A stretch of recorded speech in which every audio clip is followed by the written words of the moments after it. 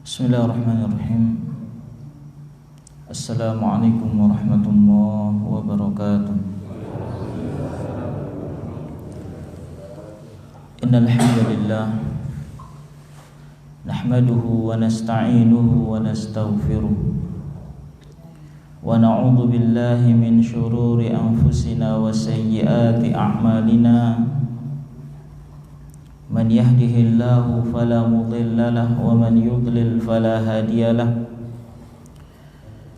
Asyhadu an la ilaha illallah wahdahu la syarika lahu wa asyhadu anna Muhammadan abduhu wa rasuluhu la nabiyya ba'dahu. Qala Allah ta'ala fil Qur'anil Karim, ya ayyuhalladzina amanu taqullaha haqqa tuqatih wa la tamutunna illa wa antum muslimun. وقال أيضا يا أيها الناس اتقوا ربكم الذي خلقكم من نفس واحدة وخلق منها زوجها وبث منهما رجالا كثيرا ونساء واتقوا الله الذي تساءلون به والأرحام إن الله كان عليكم رقيبا. يا أيها الذين آمنوا اتقوا الله وقولوا قولا سديدا يصلح لكم أعمالكم ويغفر لكم ذنوبكم ومن يطع الله ورسوله فقد فاز فوزا عظيما. أما بعد فإن أصدق الحديث كتاب الله وخير الهدي هدي محمد صلى الله عليه وسلم وشر الأمور محدثاتها فإن كل محدثة بدعة وكل بدعة ضلالة وكل ضلالة في النار. Ma'asyiral muslimin, jamaah salat subuh yang semoga Allah Subhanahu wa taala senantiasa merahmati kita semuanya. Alhamdulillah, di pagi hari ini Allah Subhanahu wa taala kembali menghidupkan kita setelah mematikan kita. Mungkin apa badan? Ya, karena orang tidur itu disebut akhul mauti. Tidur itu saudaranya kematian. Orang tidur itu mati suri, mati sementara, nanti bangun lagi dia. Maka alhamdulillah, sebagai petunjuk dari Nabi yang mulia sallallahu alaihi wasallam, tatkala kita bangun dari tidur, makanya disyariatkan untuk mengucapkan doa. Napa doa jemaah? Alhamdulillahilladzi ahyana ba'dama amatana wa ilaihin nusyur. Segala puji bagi Allah, kita memujinya. Kenapa kita memujinya? Karena Allah berkenan menghidupkan kita kembali ba'dama amatana, setelah Allah mematikan kita sementara. Karena orang tidur diajak ngobrol enggak bisa. Diajak mainan juga enggak bisa. Tidur. Kalau ada orang yang mau nyubit dia pun misalnya, dia enggak bisa ngelawan karena dia kondisinya tidur. Kemudian alhamdulillahilladzi ahyana ba'dama amatana wa ilaihin nusyur. Dan hanya kepadanya, kepada Allah Subhanahu wa taala kita semuanya kembali. Kita semuanya kembali. Ada dua lafaz yang kedua-duanya dalam bahasa Indonesia itu artinya tempat kembali. Yang terkadang kita menjumpai wa ilaihin nusyur dan terkadang kita menjumpai wa ilaihil masir. Kedua-duanya adalah tempat kembali. Namun kalau diperhatikan, kedua-duanya ini memiliki sedikit perbedaan. Memiliki sedikit perbedaan. Kalau di dalam zikir pagi dan petang kita jumpai Ya, ketika zikir pagi wa ilaihin nusyur. Ketika zikir sore wa ilaihil masir. Ya, wa ilaihi al-masir. Ya, terkadang ada pertanyaan apa bedanya antara nusyur dengan ya masir? Secara arti sama. Ya, tempat kembali. Ya. Tapi sebagian ulama ada yang berusaha untuk menjelaskan perbedaan antara keduanya. Ya, perbedaan antara keduanya. Ketika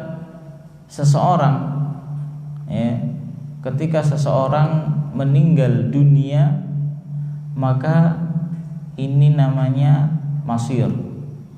Ya, ini namanya masir. Ya. Maksudnya apa? Ya, kita kembali kepada Allah Subhanahu wa taala. Setelah kita hidup, kita kembali kepada Allah, masir, ke alam kubur. Kembali ke tanah. Ya. Perjalanan selanjutnya namanya an-nusyur. Ya, perjalanan selanjutnya yaitu kita akan dibangkitkan dari kubur dan dikumpulkan di padang mahsyar. Ya, sehingga dibangkitkan oleh Allah dari kubur dan dikumpulkan di padang mahsyar. Ya, kita menyebar, ya, berkumpul di sebuah tempat yang besar namanya padang mahsyar. Ma'asyiral muslimin yang dirahmati oleh Allah Subhanahu wa taala. Itu sedikit faedah seputar al-masir dan an-nusyur. Selanjutnya, ya, pernahkah terbetik di dalam hati kita semuanya? Ya, pernahkah terbetik di dalam hati kita semuanya apa sebenarnya tujuan Allah Subhanahu wa taala itu menciptakan kita? Karena tidak ada satupun ciptaan Allah Subhanahu wa taala Allah ciptakan dengan tanpa tujuan. Ya. Terlebih kita sebagai seorang manusia yang demikian besar bentuknya. Makhluk Allah yang kecil pun ada tujuannya. Ya. Kenapa Allah menciptakan nyamuk? Ada tujuannya. Ya. Dengan nyamuk maka seseorang akan berpikir, ya, ini gimana caranya ngusir nyamuk biar tidak terganggu. Maka muncul baygon, muncul vape, muncul obat nyamuk, muncul autan. Masya Allah.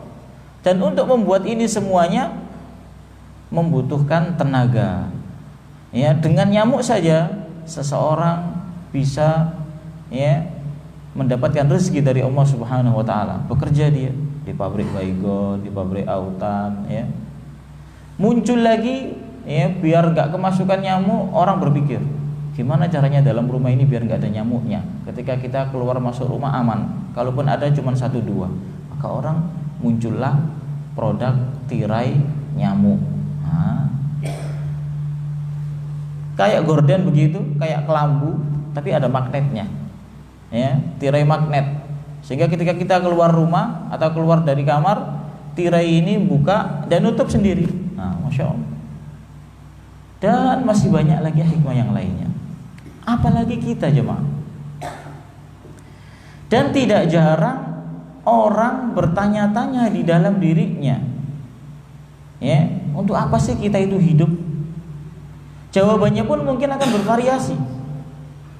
Kalau kita tidak berusaha kembalikan pertanyaan itu kepada Al-Quranul Karim. Sebagian orang ditanya, kamu hidup untuk apa?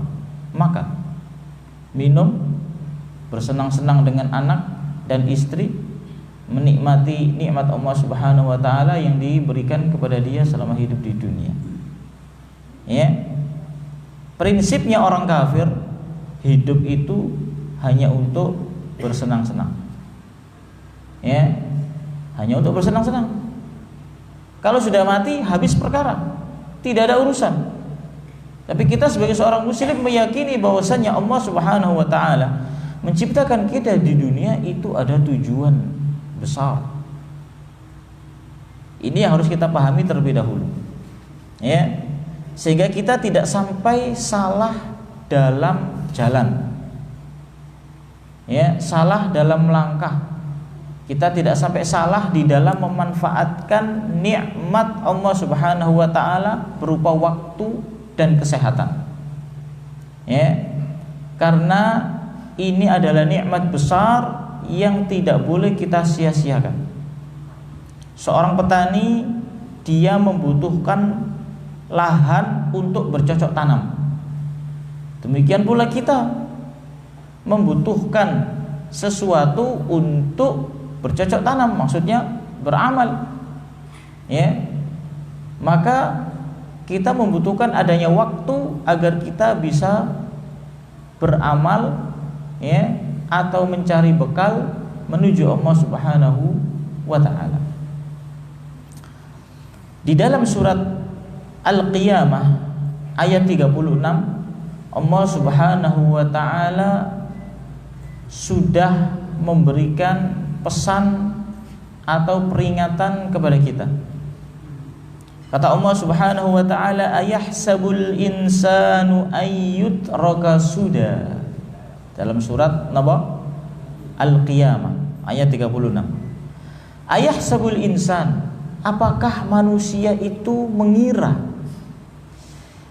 ayyutraka suda, ya, bahwasanya dia akan dibiarkan begitu saja tanpa ada pertanggungjawaban, ya, tanpa ada pertanggungjawaban, dibiarkan begitu saja, ya. Jadi diciptakan oleh Allah Subhanahu wa taala kemudian dibiarkan begitu saja, ini enggak mungkin. Ya, tidak mungkin Allah Subhanahu wa taala menciptakan kita kemudian Allah biarkan begitu saja. Ya.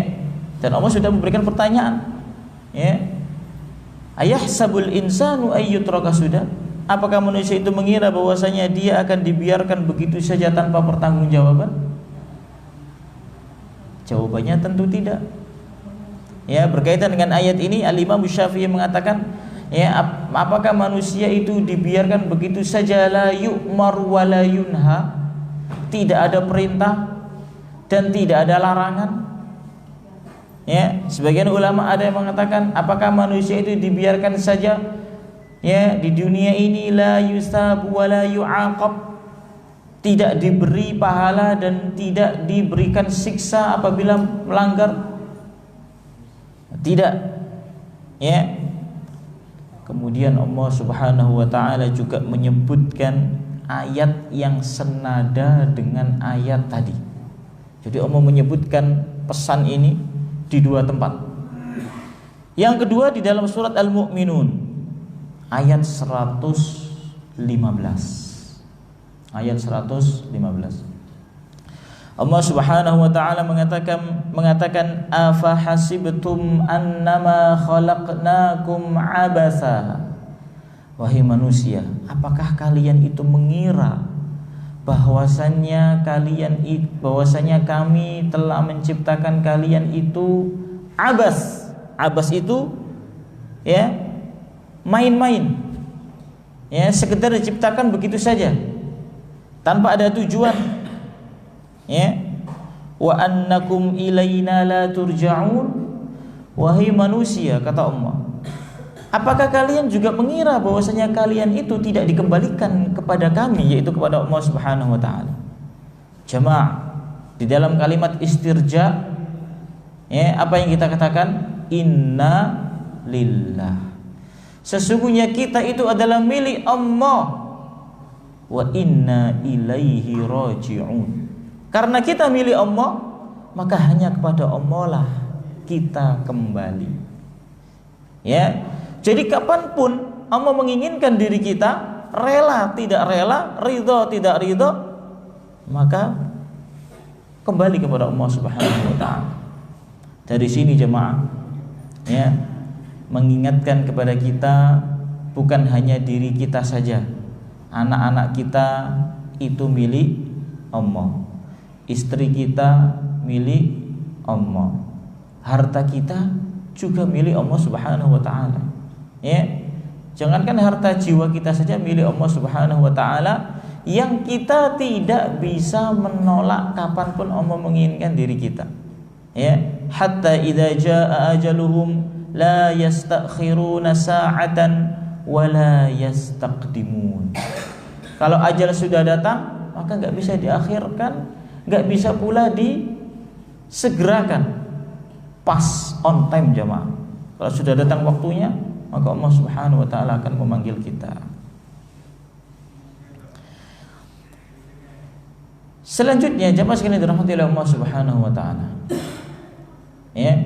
Setelah jelas bagi kita bahwasanya Allah Subhanahu wa taala itu menciptakan kita bukan sia-sia atau bukan dengan tanpa tujuan.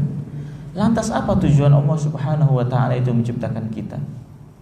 Jawabannya jemaah, ada 2 tujuan. Dan 2 tujuan ini semuanya disebutkan di dalam Al-Qur'an, namun di dalam tempat yang berbeda. Ya. Yang pertama,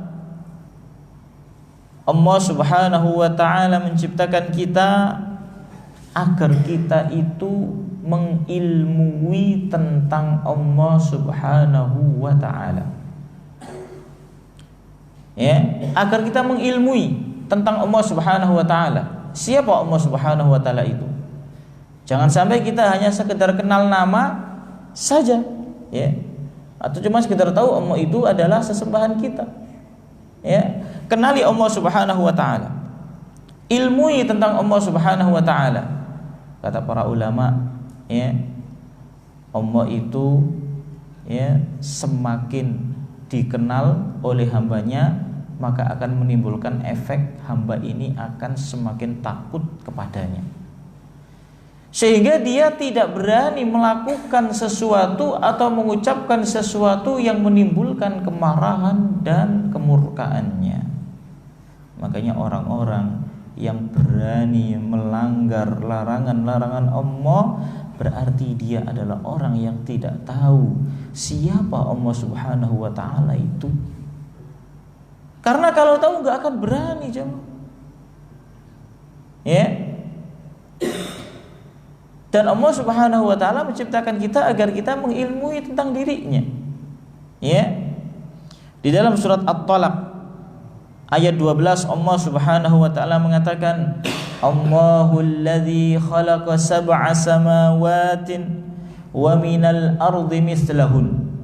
Allah lah yang menciptakan langit 7, ya, 7 tingkat. Wa minal ardi mithlahun. Demikian pula bumi yang semisalnya. Yatanazzalul amru bainahunna. Allah Subhanahu wa taala menciptakan langit dan bumi ini, ya. Untuk apa? Lita'lamu, ya, agar kalian itu wahai manusia mengetahui, mengilmui. Ta'lamu dari alima ya'lamu. Agar kalian mengetahui, agar kalian mengilmui annallaha ala kulli syai'in qadir, bahwasanya Allah Subhanahu wa taala itu maha mampu atas segala sesuatu. Ya, Allah ingin menunjukkan kepada kita, ini loh langit, ini loh bumi. Kedua-duanya Allah Subhanahu wa taala yang menciptakan. Agar kita berpikir, agar kita merenung, agar kita mengilmui, ya, bahwasanya Allah itu mampu atas segala sesuatu. Langit, ya, berdiri tegak tanpa tiang. Masya Allah jemaah. Ya, makhluk sedemikian besar, ya, lebar, dia bisa berdiri tegak tanpa tiang. Ya, kita saja terkadang melihat masjid yang berdiri tengahnya nggak ada tiang, heran-heran, masjidnya gede. Mungkin apa buatan jemaah? Masya Allah, ini masjid gede nih, kan ngotot misal. Kok nggak ada tiang? Kok nggak rubuh? Heran-heran kita. Ya, maka kita katakan, ya, ini masih kecil. Lihat itu langit, dia berdiri tegak dan kokoh tanpa tiang dengan kuasa Allah Subhanahu wa taala. Lihat itu bumi. Waalaikumsalam. Lihat itu bumi. Allah Subhanahu wa ta'ala ciptakan dan Allah atur semuanya sehingga tidak bercampur antara daratan dengan lautan. Ya, air gak bisa nyampur dengan daratan. Ya, Allah ciptakan gunung demikian indahnya. Allah ciptakan hutan. Ya, Allah ciptakan sungai. Allah ciptakan segalanya. Ya, dengan keindahan yang ada. Allah tata demikian rapinya. Ya, ini semuanya menandakan bahwasanya Allah Subhanahu wa ta'ala itu mampu atas segala sesuatu dan Allah Subhanahu wa ta'ala itu ada. Tidak seperti yang diyakini oleh sebagian orang. Ya, Allah itu tidak ada katanya. Enggak ada Tuhan itu. Ya, ateis, orang yang tidak mengakui adanya Tuhan. Tuhan itu enggak ada. Ya. Terus bagaimana dengan alam ini? Alam ini ada dengan sendirinya katanya. Spontan jamaah akal itu menolak. Bagaimana ceritanya alam ini bisa ada dengan sendirinya dan dia tertata begitu rapinya dan begitu bagusnya? Ini gak mungkin, akal menolak. Maka Imam Abu Hanifah, ya, rahimahullah ta'ala, suatu hari pernah berhadapan dengan orang ateis. Ya, kemudian orang ateis ini ya mengingkari keberadaan Allah Subhanahu wa ta'ala. Akhirnya ya Imam Abu Hanifah ya mengatakan, pada hari ini saya melihat ada sebuah kapal yang ngangkut barang sendiri. Kemudian kapal itu berlayar sendiri dan sampai kepada pelabuhan yang dituju, kemudian nurunkan barang sendiri. Gak ada nahkoda, gak ada ABK. Kenapa ABK ini? Anak buah kapal. Spontan dia bilang gak mungkin kapal ini bisa ngangkut barang sendiri, berlayar sendiri, gak kesasar, tahu tujuannya, ya, bahkan bisa menurunkan barang sendiri. Ini gak mungkin. Maka dibalik oleh Al-Imam Abu Hanifah, lantas bagaimana dengan alam yang demikian besar dan tertata rapi? Mungkinkah tidak ada yang menciptakan? Maka orang itu diam 1000 bahasa. Ya, diamnya berarti dia mengakui bahwasanya alam ini ternyata ada penciptanya. Ya. Wa anna Allaha qad ahata bi kulli syai'in ilma. Dan bahwasanya Allah itu meliputi segala sesuatu, jemaah. Ya. Maka tidak ada sesuatu yang samar bagi Allah Subhanahu wa ta'ala. Sebagaimana yang saya katakan pada waktu malam tadi, ya, sampai pun dedaunan yang jatuh, Allah Subhanahu wa ta'ala tahu kapan daun itu jatuh dan di mana daun itu jatuh. Maka tatkala kita memahami ayat ini, bahwasanya Allah itu ahata bi kulli syai'in ilma, maha, ya, pengetahuannya Allah Subhanahu wa ta'ala itu meliputi segala sesuatu, maka kita akan berpikir 1000 kali tatkala kita tahu bahwasanya yang akan kita lakukan atau yang akan kita ucapkan itu adalah sesuatu yang melanggar syariat Allah Subhanahu wa ta'ala. Maka kita akan berpikir, ya, karena Allah melihat, Allah maha tahu. Bahkan Allah Subhanahu wa ta'ala menjadikan, ya, para malaikatnya yang siap selalu mencatat apa yang kita lakukan atau apa yang kita ucapkan. Ma yalfidu min qaulin illa ladaihi raqibun atid. Tidaklah ada sebuah ucapan yang terucap melainkan ada malaikat yang selalu mencatat dan mengawasi. Ya. Jadi Allah Subhanahu wa ta'ala, jamaah, menciptakan kita untuk mengilmui, ya, tentang Allah Subhanahu wa ta'ala, mengilmui bahwasanya Allah itu maha kuasa atas segala sesuatu, mengilmui bahwasanya Allah Subhanahu wa ta'ala yang memiliki, ya, diri kita dan yang memiliki jagat raya ini. Ya, semuanya adalah milik Allah Subhanahu wa ta'ala. Ya. Maka di dalam ayat ini Allah Subhanahu wa ta'ala, ya, memerintahkan kita agar kita berilmu jamaah. Makanya Nabi kita yang mulia sallallahu alaihi wasallam mengatakan, talabul ilmi fariidatun ala kulli muslim. Menuntut ilmu, dan ilmu yang dimaksud di sini adalah ilmu syar'i, ilmu syariat. Ya, fariidah ini wajib jemaah. Ya, berarti kita kalau nggak menuntut ilmu, kita tidak melakukan apa yang diwajibkan kepada kita. Ya, menuntut ilmu itu wajib. Ya, agar kita tahu apa yang Allah Subhanahu wa taala dan Rasulnya inginkan. Kalau kita tidak menuntut ilmu, maka kita nggak tahu apa yang Allah inginkan terhadap diri kita, apa yang Rasul inginkan terhadap diri kita. Ya, makanya judul pembahasan kita di pagi hari ini adalah mari sibukkan diri kita dengan ilmu dan amal. Kenapa? Karena Rasul memerintahkan, ya, Allah pun juga memerintahkan kita agar berilmu, agar memiliki pengetahuan, ya, dalam kehidupan kita di dunia ini. Ya, jangan sampai kita menjadi seorang yang jahil, seorang yang bodoh, seorang yang tidak tahu, ya, sehingga akan membahayakan diri kita nanti di akhirat kelak. Selanjutnya jemaah sekalian dirahmati oleh Allah Subhanahu wa taala. Setelah kita mengetahui bahwasanya menuntut ilmu itu wajib bagi siapa? Bagi setiap muslim tanpa terkecuali. Maka akan timbul pertanyaan dalam diri kita, kalau begitu ilmu apa yang wajib untuk kita pelajari? Kan ngoten. Ya. Maka Al-Imam Ibnul Qayyim rahimahullahu taala, ya, di dalam buku beliau menyebutkan bahwasanya ilmu, ya, yang wajib untuk dipelajari oleh seorang muslim tidak boleh tidak, dia harus mempelajarinya. Ya, karena Allah Subhanahu wa taala telah mengutus Rasul.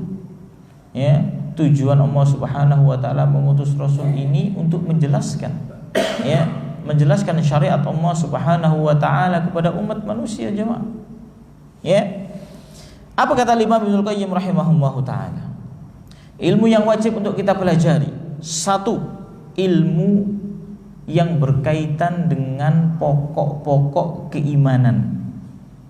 Ilmu yang berkaitan dengan pokok-pokok keimanan. Ini wajib untuk kita pelajari. Ilmu yang berkaitan dengan pokok-pokok keimanan niki adalah ilmu yang berkaitan dengan rukun iman. Ya, beriman kepada Allah. Maka kita harus tahu bagaimana beriman kepada Allah itu. Demikian pula beriman kepada kitab-kitabnya, Rasulnya, ya.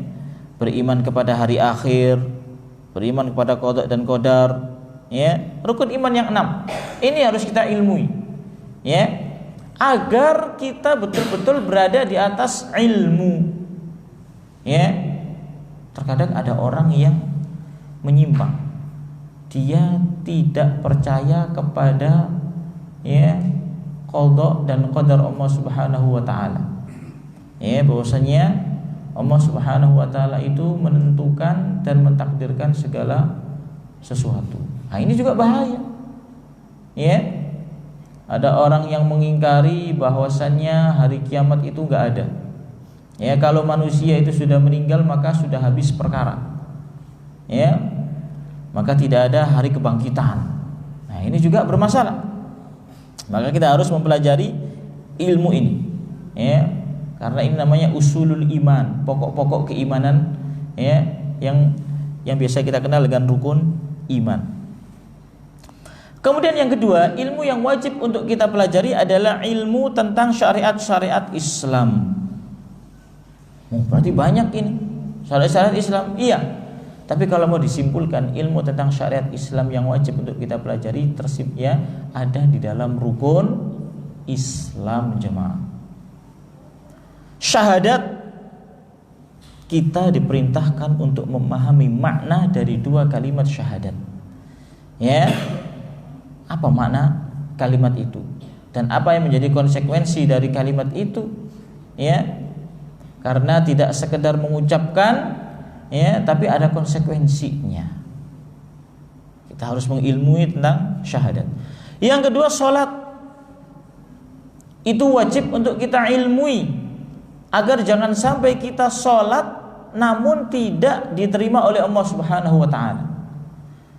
Makanya perintah Nabi yang mulia sallallahu alaihi wasallam kepada kita apa? Sallu kama ra'aitumuni usolli. Wahai manusia, salatlah kalian sebagaimana kalian melihat aku salat. Melihat aku, kata Nabi yang mulia sallallahu alaihi wasallam. Sedangkan beliau sudah meninggal, bagaimana kita bisa melihat beliau salat? Kita lihat dari hadis-hadis yang dibawakan oleh para sahabat kepada kita semuanya. Yang di situ menyebutkan tentang sifat salat Nabi yang mulia sallallahu alaihi wasallam. Maka jamaah, kita perhatikan dengan salat kita ini. Kita ilmui dengan sholat kita ini. Jangan sampai kita melakukan sholat sedemikian lamanya, katakanlah sittina sana, 60 tahun kita sholat, tapi gak diterima oleh Allah Subhanahu wa ta'ala. Ada apa? Karena tidak ada ilmu. Ada orang sholat, ya, habis takbiratul ihram sujud, nah, gak diterima jemaah. Ada orang sholat subuh 3 rakaat, gak diterima jemaah. Harus mengilmui tentang sholat. Bagaimana dengan wudu? Wudu juga wajib untuk kita ilmui. Kenapa? Karena sholat itu tidak sah kalau tanpa berwudu. Maka kita harus mempelajari bagaimana wudu yang benar sesuai dengan tuntunan Rasulullah sallallahu alaihi wasallam. Ya. Wudu, ya. Suatu hari Rasulullah SAW melihat seorang sahabat berwudu, kemudian melihat ada celah, ya, di tumitnya yang tidak kena air wudu. Kemudian beliau mengatakan wailun lil aqabi minan nar. Ditegur oleh Rasulullah SAW. Celaka tumit-tumit, ya, yang menyebabkan dia masuk ke dalam neraka. Kenapa? Karena wudunya tidak sesuai dengan contoh Nabi SAW. Ya, tumit harus kena air.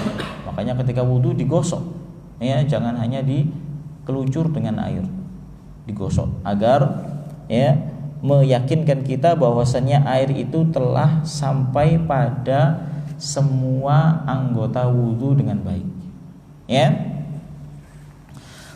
Jadi kita mengilmui tentang syahadat, mengilmui tentang sholat, mengilmui tentang puasa, maka kita kaji jemaah, kita pelajari, ya.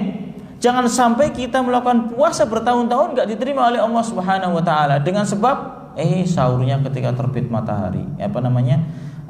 Pemahamannya puasa itu menahan, ya, diri dari makan dan minum mulai dari terbit matahari.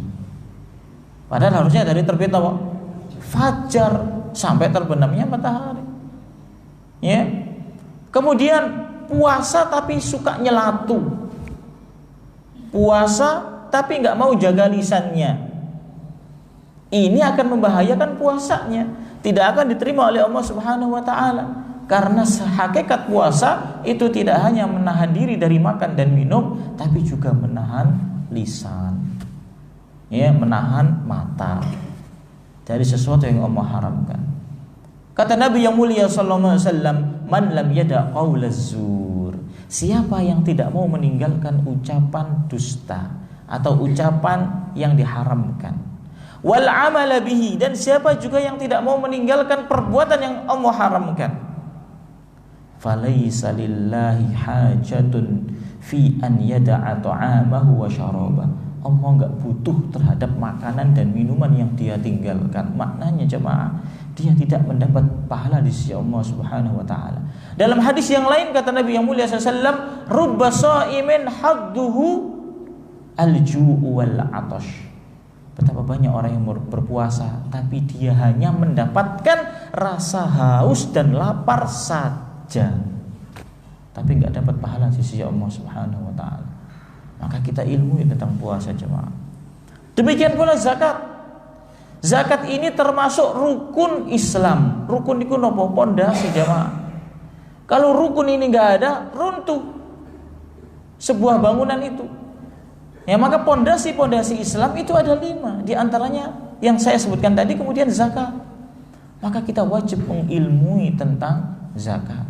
Jangan sampai kita mengeluarkan zakat fitri, ya, zakatul fitr 1 kilo beras. Kenapa kita mengeluarkan zakat fitr ya sebanyak 2,5 kg? Karena dengan ilmu, jemaah. Kita ilmui tentang zakat, ya, agar kita betul-betul bisa mengeluarkan zakat itu sesuai dengan tuntunan Allah Subhanahu wa taala dan Rasulnya. Ya, agar kita tahu mana yang dizakati dan mana yang tidak dizakati.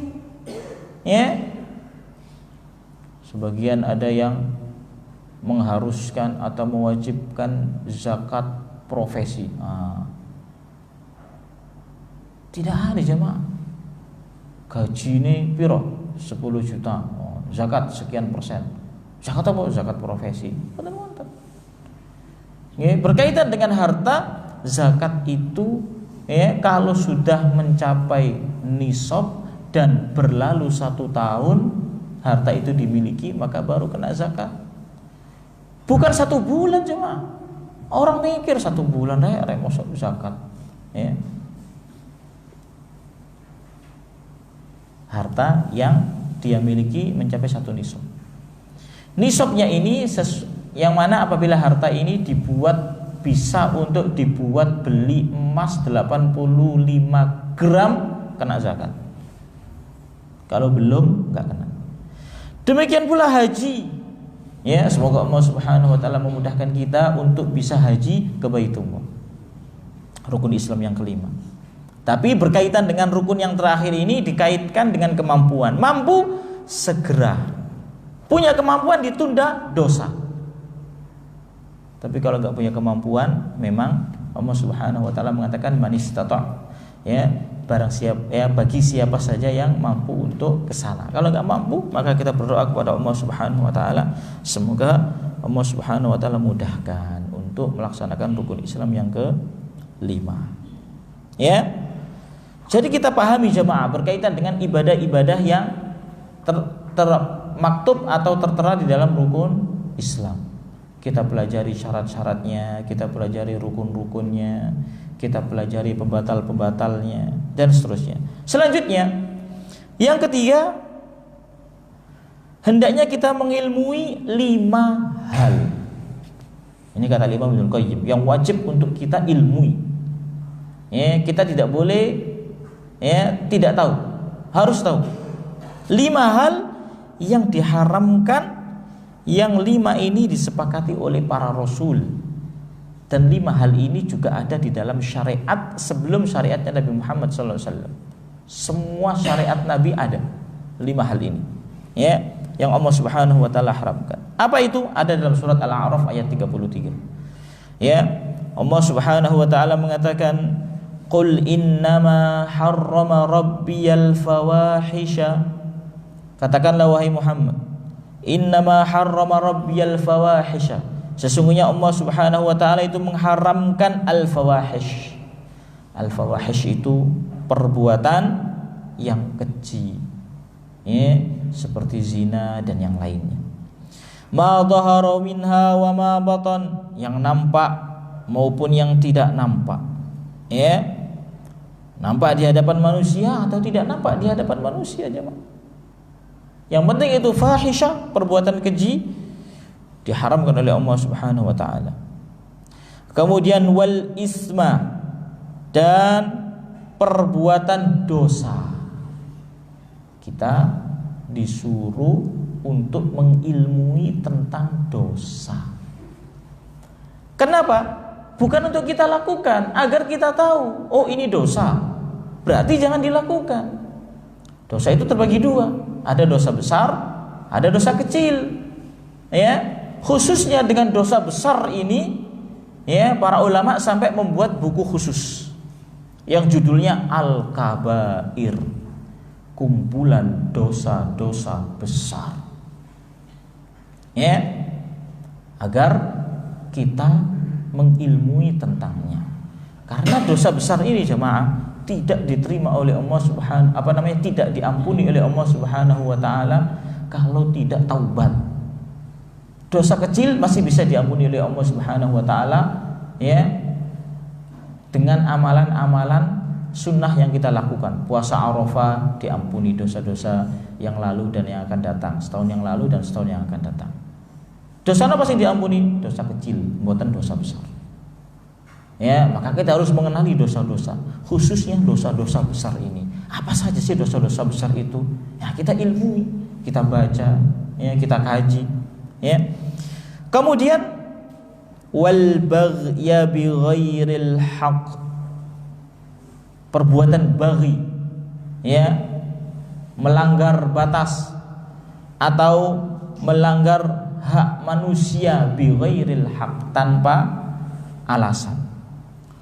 Kemudian wa antusyriku billahi ma lam yunazzil bihi sultana. Kemudian juga Allah mengharamkan perbuatan syirik, menyekutukan Allah Subhanahu wa taala yang Allah Subhanahu wa taala tidak menurunkan hujah untuk itu. Allah enggak menurunkan hujah ya untuk melakukan perbuatan syirik. Yang ada malah Allah melarang ya seseorang untuk melakukan perbuatan syirik. Maka kita harus mengilmui syirik itu apa, macam-macamnya, bentuk-bentuknya, seperti apa syirik itu. Sebagaimana kita kenal macam-macam dosa tadi, kita juga harus mengenal syirik. Ya, apalagi di zaman sekarang ini, ya, syirik itu banyak kita temukan. Ya, yang terkadang tidak disadari oleh manusia. Duh, kalau seandainya enggak ada kamu tadi, sepertinya saya sudah mati. Niki ucapan bermasalah jemaah. Untung on awakmu, nek kok awakmu mati kok ya aku mau. Padahal yang menghidupkan dan mematikan Allah, yang mendatangkan manfaat dan menolak madarat hanya Allah jemaah. Ya, dokter tolong sembuhkan anak saya. Kalau dokternya ngerti, jangan minta tolong, minta kesembuhan kepada saya, tapi mintalah kesembuhan kepada Allah Subhanahu wa taala. Saya hanyalah sebagai perantara. Begitu jemaah.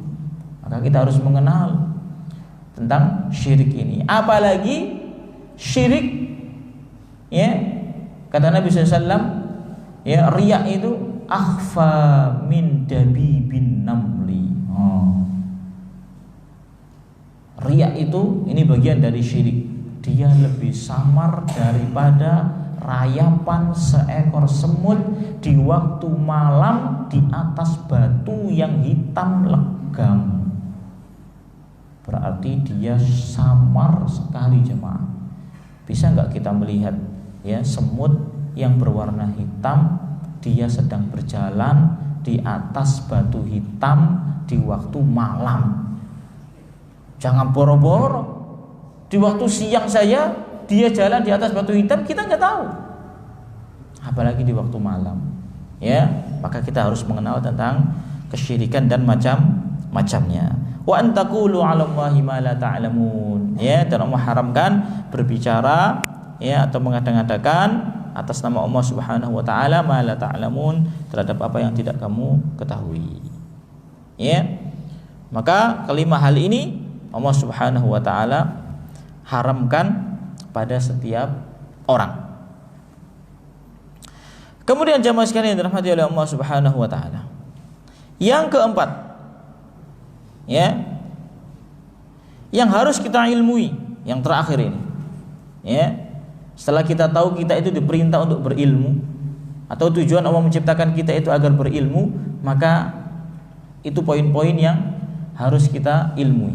Sebagaimana disebutkan oleh Imam Ibnul Qayyim rahimahullah ta'ala dalam kitab beliau Miftah Daris Sa'adah. Yang keempat, ya, mengilmui yang berkaitan dengan interaksi yang terjadi antara seseorang dengan orang lain secara khusus. Ini sesuai dengan bidangnya masing-masing. Kalau dia, ya, misalnya seorang suami, maka dia harus mempelajari ilmu bagaimana dia menjadi seorang suami. Ya, apa hak istri Demikian pula kalau kita menjadi seorang pedagang, maka kita harus mengilmui tentang dagang. Ya, kata Umar radhiyallahu taala an, jangan pernah masuk pasar kalau nggak tahu ilmu dagang. Itu pesannya Umar. Kenapa? Karena dikhawatirkan kita menerjang larangan-larangan Allah Subhanahu wa taala. Ya, jangan masuk pasar katanya. Ini menunjukkan agar kita betul-betul memperhatikan masalah tersebut. Ya. Jangan sampai dalam dagang ternyata kita melakukan perbuatan riba misalnya. Mas, tukeran yuk. Tukeran apa? Beras. Aku duwe beras elek, sampean duwe beras api. Ayo tukeran. Ya. Sampean tak kei beras elek 2 kilo. Aku njaluk beras api 1 kilo. Wis deal. Riba jemaah. Ya, kalau pakai akal ya wajar. Beras api ditukar elek ya sing elek kudu lebih akeh kan ngoten. Tapi ini riba. Ya, pernah terjadi di zaman Nabi yang mulia sallallahu alaihi wasallam. Kurma jelek ditukar dengan kurma bagus. Ya, kurma jeleknya lebih banyak, kurma bagusnya lebih sedikit. Kata Rasul enggak boleh, itu riba. Ya. Kita dari mana tahu itu dilarang? Ya dari ilmu, dari belajar. Makanya kita perlu mempelajari hal-hal tersebut. Jadi ini disesuaikan dengan kondisi orang masing-masing, ya. Selanjutnya jemaah sekalian yang dirahmati oleh Allah Subhanahu wa taala. Ya, itu baru satu tujuan Allah SWT menciptakan kita. Yang kedua, tujuan Allah Subhanahu wa taala menciptakan kita adalah untuk beribadah kepadanya. Ini tujuan yang besar. Kata Allah dalam surat Az-Zariyat, "Wa ma khalaqtul jinna wal insa illa liya'budun." Aku tidak menciptakan jin dan manusia kecuali agar mereka mengabdi kepadaku, menyembah kepadaku, beribadah kepadaku, jamaah. Ini yang harus kita resapi. Jadi Allah menciptakan kita pertama harus berilmu dulu. Yang kedua, ya, harus beribadah kepada Allah Subhanahu wa taala. Makanya saya katakan mari sibukkan atau isi hidup kita ini dengan ilmu dan amal. Karena itulah tujuan Allah mengadakan kita. Berilmu, kemudian beramal. Jangan dibalik. Beramal, baru berilmu. Maksudnya dia pokoknya beramal, kemudian kalau ditanya ini dasarnya apa? Cari-cari akhirnya. Ya, cari-cari dalil untuk membenarkan perbuatannya. Ini yang tidak boleh. Ya. Mana dalilnya baru berbuat. Ya, jangan ikutan. Ya. Dan ibadah ini cakupannya luas jemaah. Kata Syekhul Islam, ibadah itu adalah ismun jami', sebuah nama yang mencakup likulli ma yuhibbuhullah wa yarda. Setiap apa yang Allah cintai dan Allah ridhoi, minal aqwali wal af'al, baik berupa ucapan maupun perbuatan. Ya. Adz-dzahirati wal batinah, yang zahir maupun yang batin. Jadi semua ucapan dan perbuatan pokoknya diridhoi oleh Allah itu ibadah. Ya. Dari mana kita tahu perbuatan yang diridhoi dan dicintai oleh Allah kalau kita tidak tahu ilmunya? Jangan kita sempitkan makna ibadah itu terbatas pada sholat sekedar.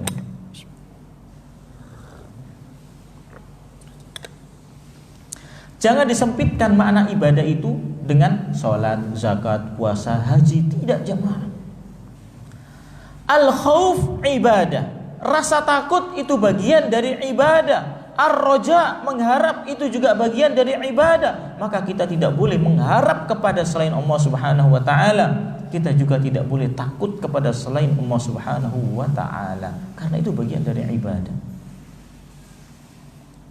Ya. Berzikir itu juga ibadah.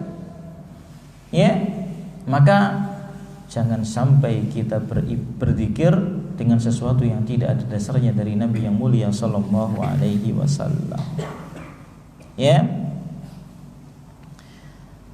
Jadi Allah Subhanahu wa taala menciptakan kita agar mengilmui Allah, kemudian ya agar berilmu dan agar beramal soleh. Dan amal soleh itu adalah amal yang ikhlas dan bersumber atau berdasar petunjuk Nabi yang mulia sallallahu alaihi wasallam. Tidak ada dasarnya berarti itu bukan amal soleh, jemaah. Ya. Kemudian mungkin dalam hati kita ada pertanyaan. Kalau Allah Subhanahu wa taala menciptakan kita untuk beribadah kepadanya, berarti Allah butuh dong dengan kita. Kadang ada pertanyaan seperti itu, jemaah. Berarti Allah butuh kepada makhluknya, Allah butuh kepada hambanya. Tuh buktinya Allah harus diibadahi. Kalau gak ada yang ibadah kepada Allah, berarti Allah itu nganggur. Tuhan nganggur. Tuhan tapi gak ada yang menyembah. Jemaah, saya katakan Allah Subhanahu wa ta'ala itu maha sempurna. Allah Subhanahu wa ta'ala itu kalau semua manusia di muka bumi ini ibadah kepada Allah, tidak ada yang maksiat misalnya, tidak ada yang menyelisihi perintah Allah, maka tidak akan menambah sedikit pun di dalam apa yang ada di sisi pada apa yang ada ya di sisi Allah Subhanahu wa ta'ala. Gak akan menambah kemuliaan Allah. Allah maha mulia. Ya, sebaliknya semuanya ingkar kepada Allah, gak ada satupun yang menyembah Allah Subhanahu wa ta'ala, maka ini tidak memadharatkan kekuasaan Allah Subhanahu wa ta'ala, tidak akan mengurangi derajat, tidak akan mengurangi kemuliaan Allah Subhanahu wa ta'ala. Jadi sebenarnya kita beribadah kepada Allah, Allah wajibkan kita beribadah hanya kepadanya, itu sebenarnya kebutuhan kita sendiri, jemaah. Bukan Allah yang butuh kepada kita, tapi kita yang butuh kepada Allah. Di akhirat nanti Allah itu punya surga, Allah itu punya neraka. Ya. Kenapa kita ibadah? Agar kita tidak ya masuk ke dalam neraka, karena pilihannya cuma dua. Agar kita mendapatkan ridha Allah, kemudian kita mendapatkan surganya. Kata Allah Subhanahu wa ta'ala dalam surat Al-Ankabut ayat 6, Allah Subhanahu wa ta'ala mengatakan, "Wa man jahada fa innama yujahid